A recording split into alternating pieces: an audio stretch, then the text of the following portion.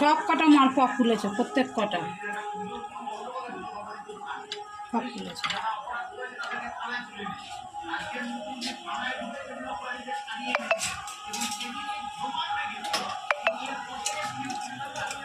একটুখানি করে তেল দিলে এরকম ফুলে উঠবে।